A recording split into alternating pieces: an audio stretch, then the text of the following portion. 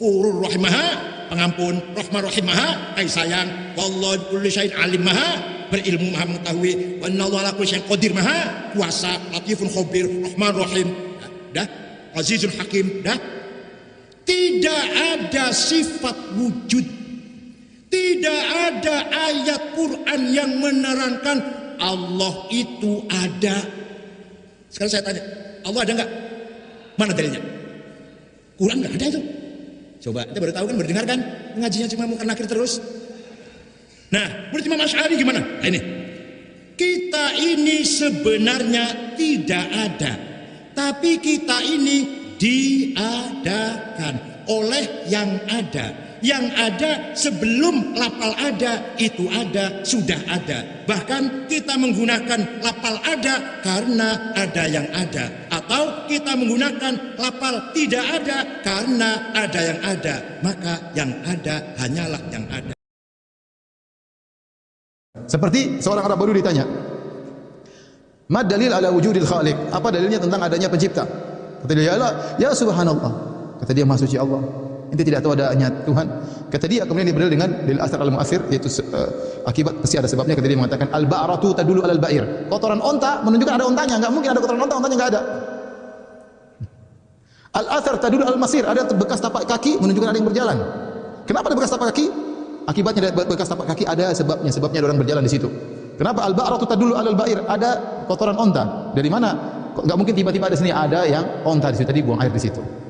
Kemudian mengatakan, "As-sama'u dzatul abraj wal bahru wal biharu dzatul amwaj wal ardu dzatu fijaj ala tadullu ala al-wahidil qahar." Oh, kama qala. Dia mengatakan kalau begitu lihatlah bagaimana langit yang dengan bintang-bintangnya, laut dengan ombak-ombaknya, kemudian bumi dengan jalan-jalannya. Tidakkah ini semua menunjukkan ada pencipta?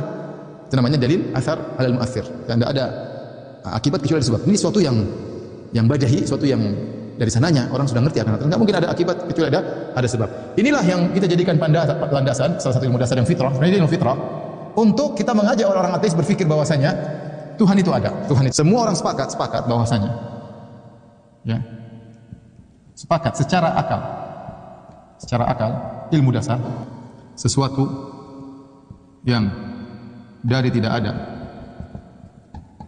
menjadi ada, pasti ada yang mengadakan. Pasti ada yang mengadakan. Saya rasa ini jelas. Kalau ada sesuatu dari sesuatu tidak ada menjadi ada, pasti ada yang mengadakan.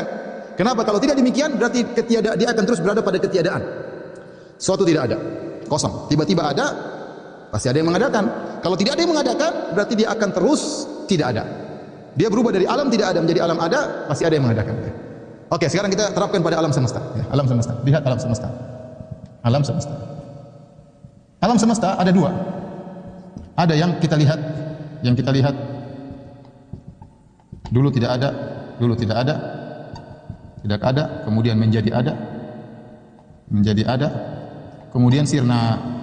Ini banyak, ini misalnya manusia, hewan, tumbuhan.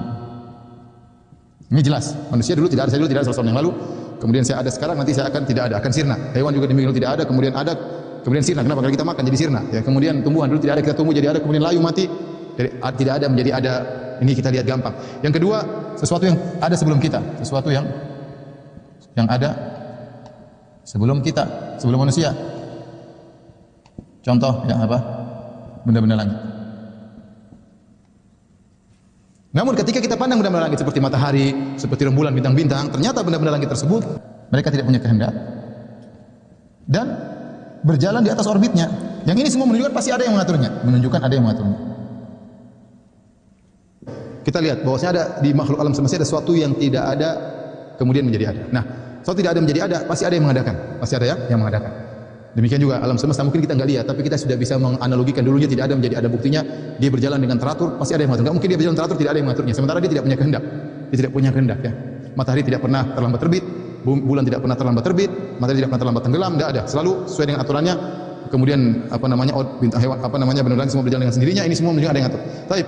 Tatkala kita melihat ada sesuatu yang tidak ada menjadi ada, berarti hukumnya pasti ada sebab yang mengadakannya. Ada sebab yang mengadakannya. Dan sebab yang mengadakannya tersebut akan berakhir pada sebab yang pertama yang dia tidak Tidak ada sebab di baliknya, yaitu Tuhan. Tuhan adalah sebab utama, sebab pertama. Tidak ada sebab di baliknya lagi. Karena kalau kita tidak menetapkan sebab pertama, maka tidak akan terjadi alam semesta. Ya, seperti ini saya contohkan. Nanti kan bahas lagi insyaallah pada pertemuan berikutnya.